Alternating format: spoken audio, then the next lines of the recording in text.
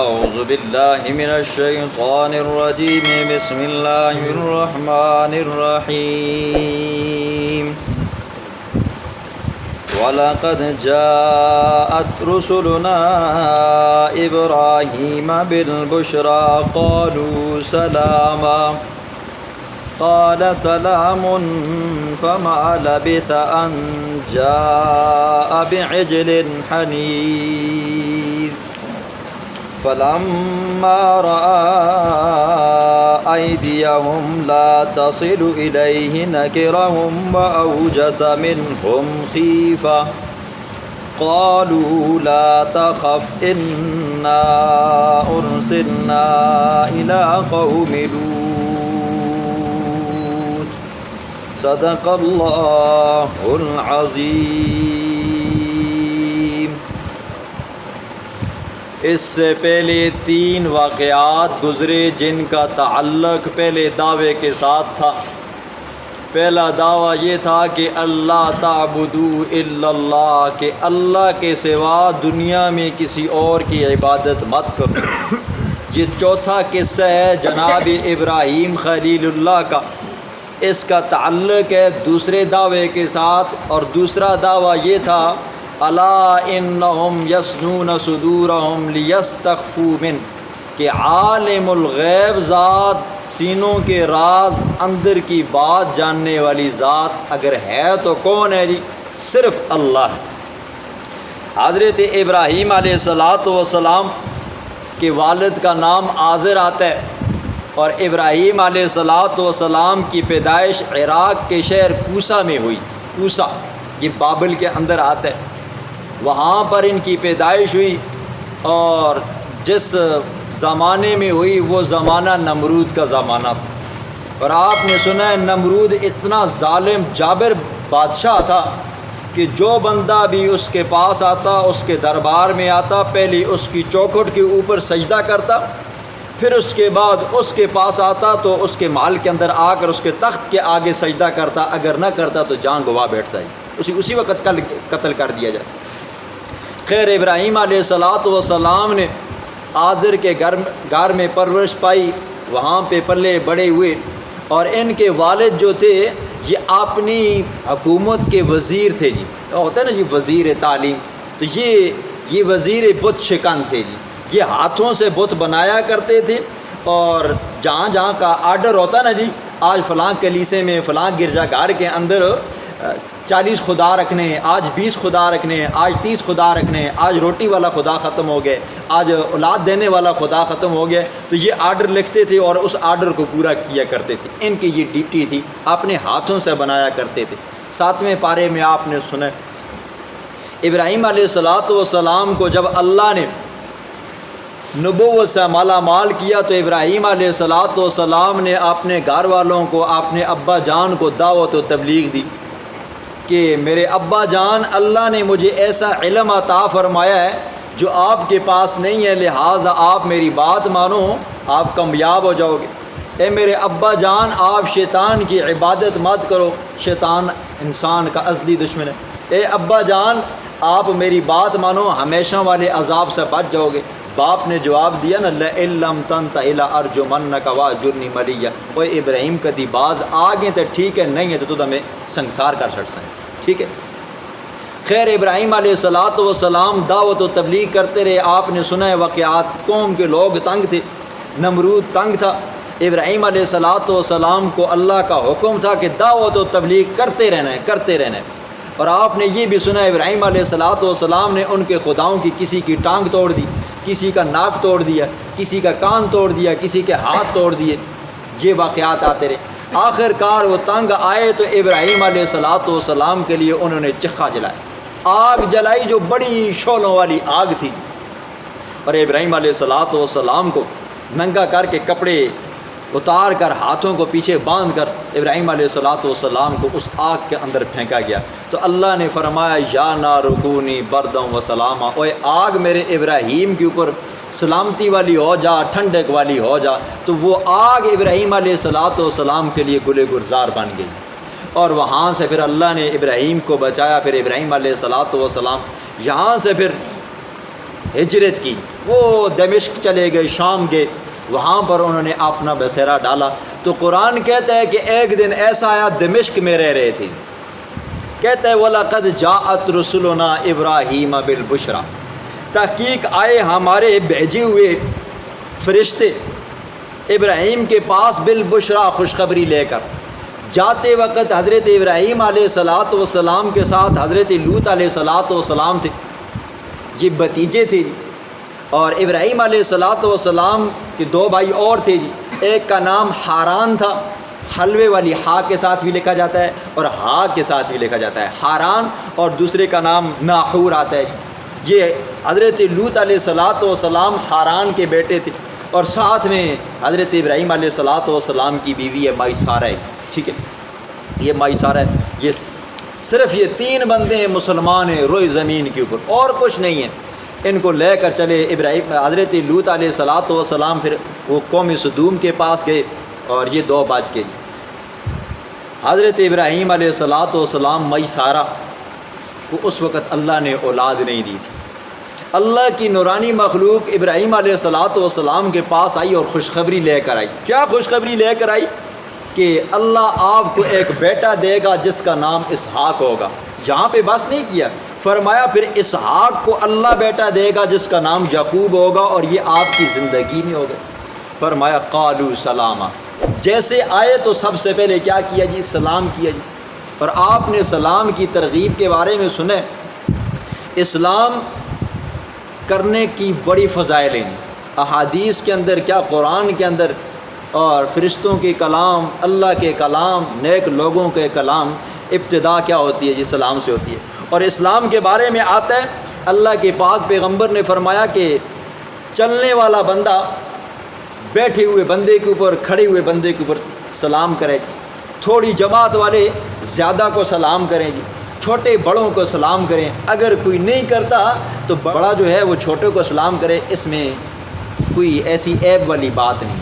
اور فرمایا کہ اسلام کرنے والا تکبر سے پاک ہو جاتا ہے۔ جو بندہ سلام کرتا ہے نا ابتداءً، وہ بندہ تکبر سے، غرور سے پاک ہو جاتا ہے۔ اور لفظ سلام کرنے سے، ہاتھ ملانے سے، مصافحہ کرنے سے اللہ رب العزت اس بندے کو 10 نیکیاں عطا فرماتے ہیں، اور ایک درجہ بلند فرماتے ہیں، اور ایک صغیرہ گناہ معاف فرما دیتے ہیں۔ اور جیسے ہی سلام کے اندر وہ رحمت اللہ کہتا ہے تو 10 نیکیاں اور بڑھ جاتی ہیں، وہ برکاتہ کہتا ہے تو 10 نیکیاں اور بڑھ جاتی ہیں۔ اور سلام کرنے کے اندر اللہ کے پیغمبر نے فرمایا جو بندہ پہلے سلام کرتا ہے اس بندے کی محبت دوسرے بندے کے دل میں آ جاتی ہے۔ حضور صلی اللہ علیہ وسلم نے اس کے بارے میں اپنے صحابہ کو بڑی تاکید کی ہے، اپنے صحابہ کو کہا افش السلام، لفظ السلام علیکم کو پھیلاؤ۔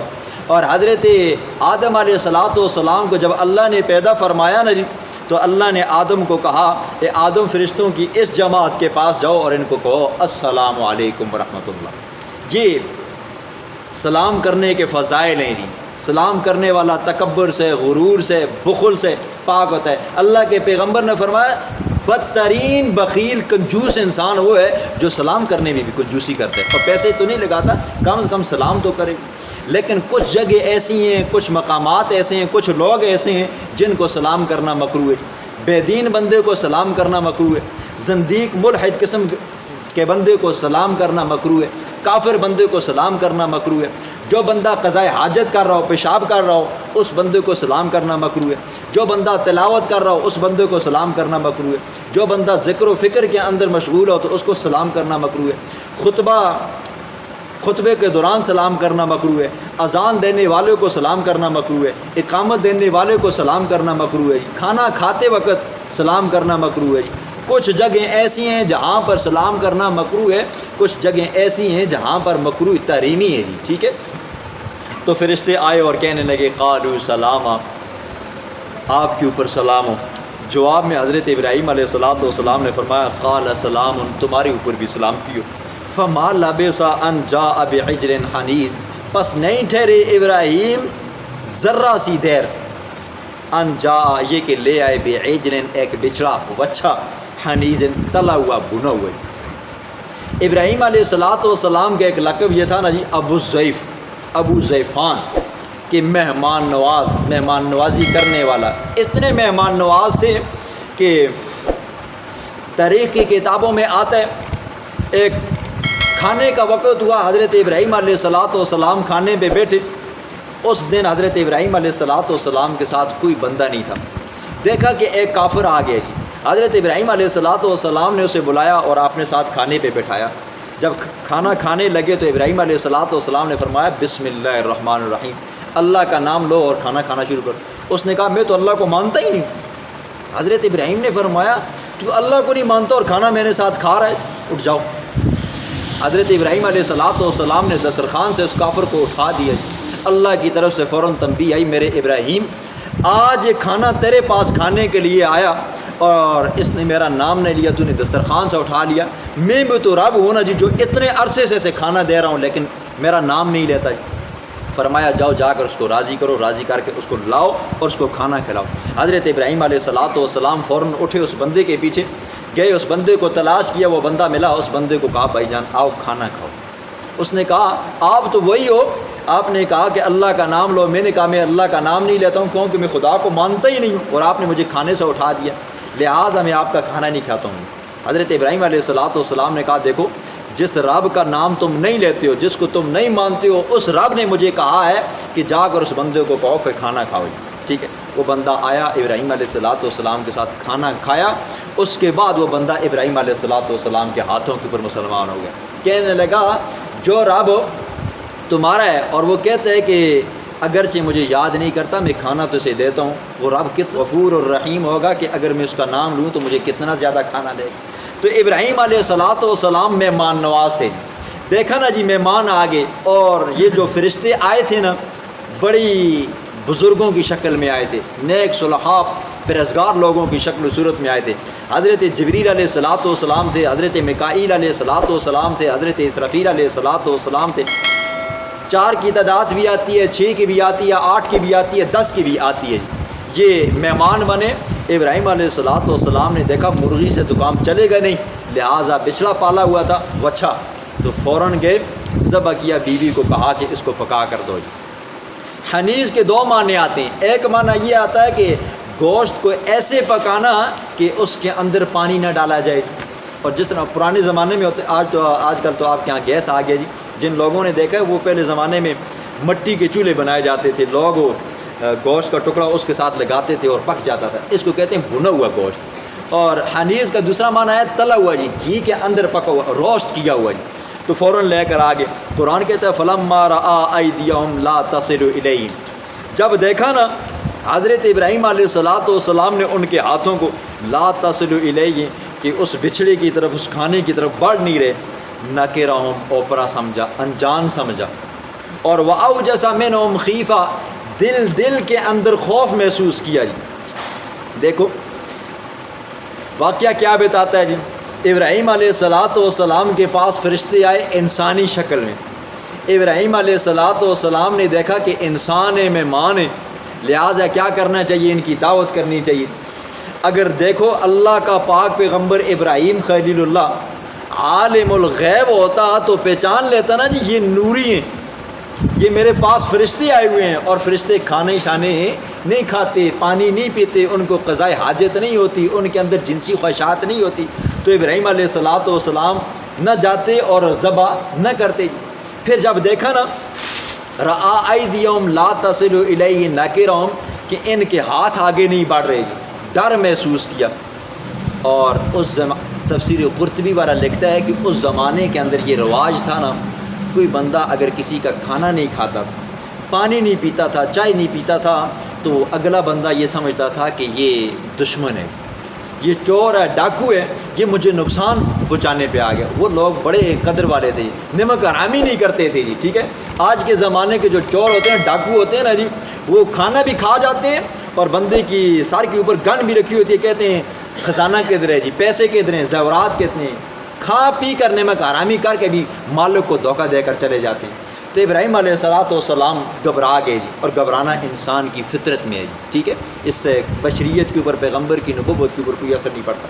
اور دوسری بات، ابراہیم علیہ السلام حاضر اور ناظر بھی نہیں تھے جی. حاضر ہوتے تو پتہ چلتا نا جی یہ بندے کہاں سے آئے ہیں جی، کس حالت میں آئے ہیں؟ ناظر ہوتے تو دیکھ لیتے، پہچان لیتے، نہیں یہ جبریل ہے، یہ میکائیل ہے، یہ اسرافیل ہے جی، ٹھیک ہے، یہ کھانا اس لیے نہیں کھا رہے۔ پتہ چلا کہ ابراہیم علیہ السلام کو غیب کا علم نہیں تھا، نمبر 2 حاضر ناظر نہیں تھے۔ پھر فرمایا وَأَوْجَسَ مِنْهُمْ خِیفَةً، دل میں خوف محسوس کرنے لگے۔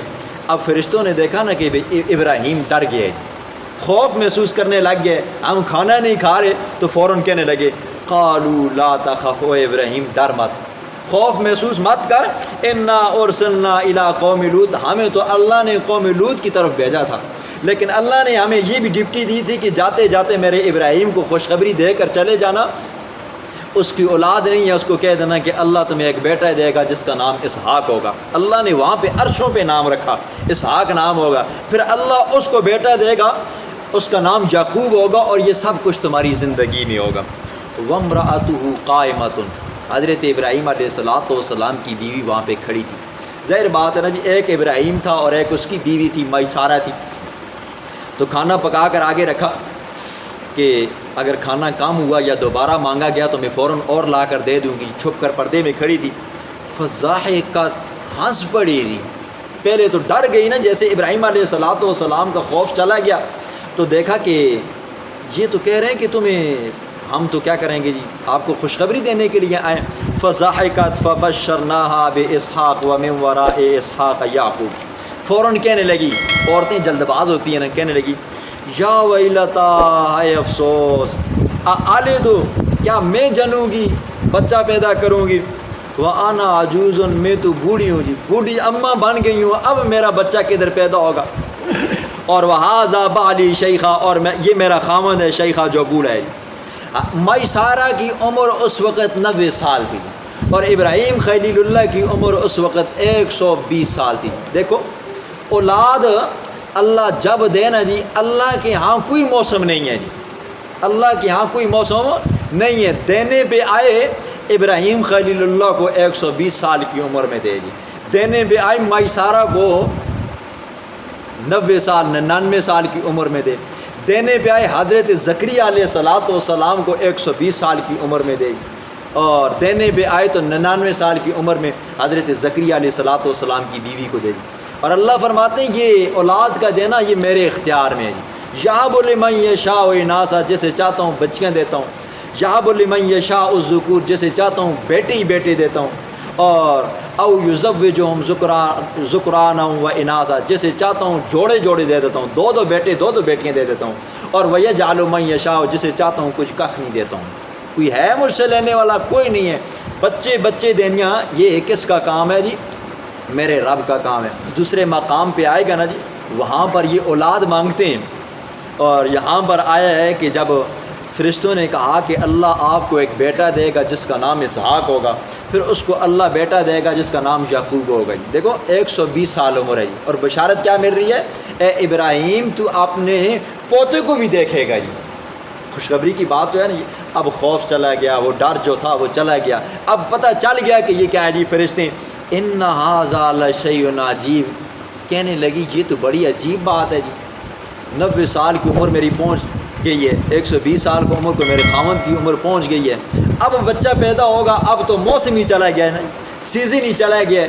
تو فرمایا قالوا اتعجبین من امر اللہ رحمۃ اللہ وبرکاتہ، فرشتوں نے کہا کیا آپ تعجب کرتی ہو اللہ کی رحمت کے اوپر، وبرکاتہ اس کی برکتوں کے اوپر، علیکم اہل البیت جو تمہارے اوپر کی ہے اے گھر والو جی، اہل البیت اے گھر والو جی۔ اب دیکھو یہاں پر ایک بات سنو، پھر ایک مقام آئے گا 22ویں پارے میں، وہاں پر اس کی تفسیر کروں گا جی۔ اہل البیت، یہاں پر لفظ اہل بیت آیا ہے، اور آپ کو پتہ ہے اہل کس کو کہتے ہیں، گھر والوں کو کہتے ہیں، اور یہاں پر گھر کے اندر کون لوگ تھے جی، ایک صرف ایک حضرت ابراہیم خلیل اللہ، نمبر 2 میسارہ تھی، کوئی بیٹی تھی کوئی بیٹا تھا نہیں تھا جی۔ اہل بیت کا جو سب سے پہلے اطلاق ہوتا ہے وہ بیویوں کے اوپر ہوتا ہے جی، یہ بات ذہن میں رکھیں۔ ہاں اس کے بعد جو دوسرا جو مصداق ہے وہ بیٹیوں کے اوپر بھی آ جاتا ہے جی، ٹھیک ہے۔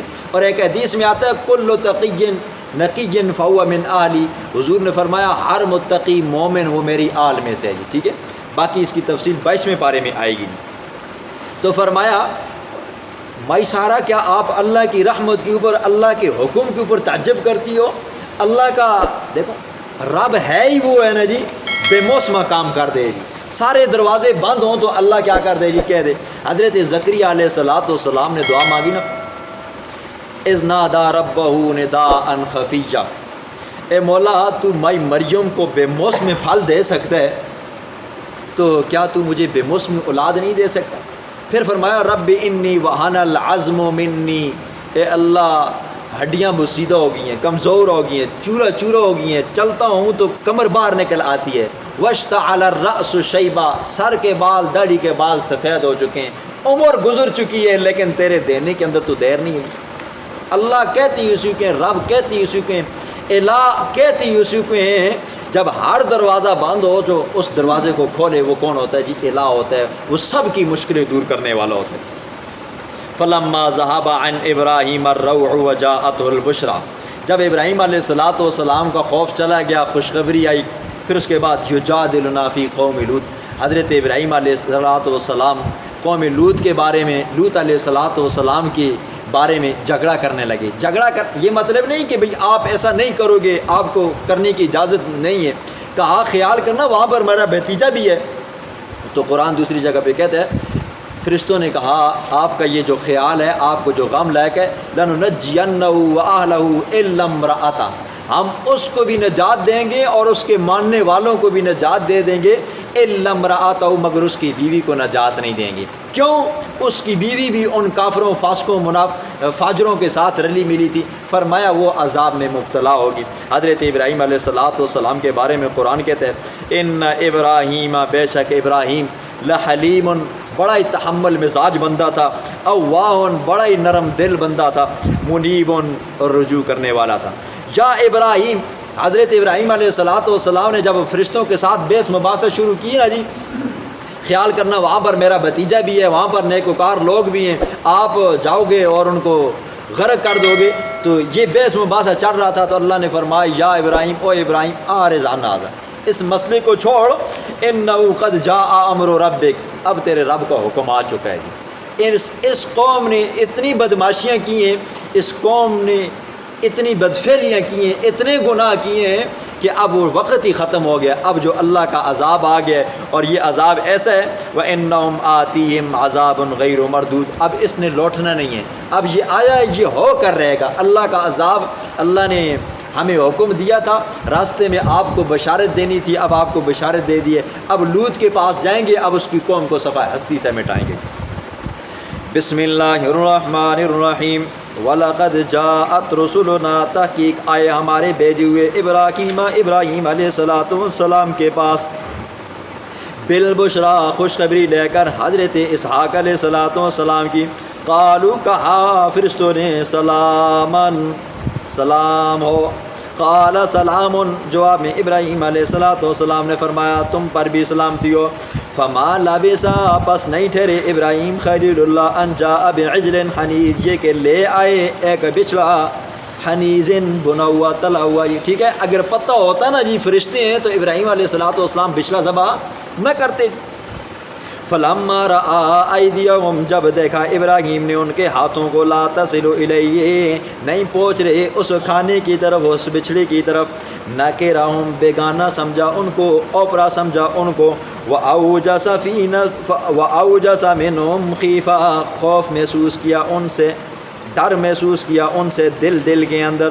قالوا، انہوں نے کہا، لا تخف، و ابراہیم ڈر مت، ہم انسان نہیں ہیں، ہم تجھے غم پہنچانے والے نہیں ہیں، خطرہ پہنچانے والے نہیں ہیں۔ انا ارسلنا، بے شک ہمیں بھیجا گیا ہے، الی قوم لوط، قوم لوط کی طرف، وامرأتہ، اور حضرت ابراہیم علیہ السلام کی بیوی تھی، قائمۃ، کھڑی، فضحکت، ہنس پڑی، فبشرناہا باسحاق، پس خوشخبری دی اس کو بھی، حضرت اسحاق علیہ السلام کی۔ پہلے ڈر گئی نہیں نا، جب انہوں نے کہا ہم تو فرشتے ہیں نا جی، یہ کیا ہو گیا، ہم انسان سمجھتے رہے تو اب یہ تو فرشتے ہیں، اب پتہ نہیں کس مسئلے کے لیے آئے ہیں۔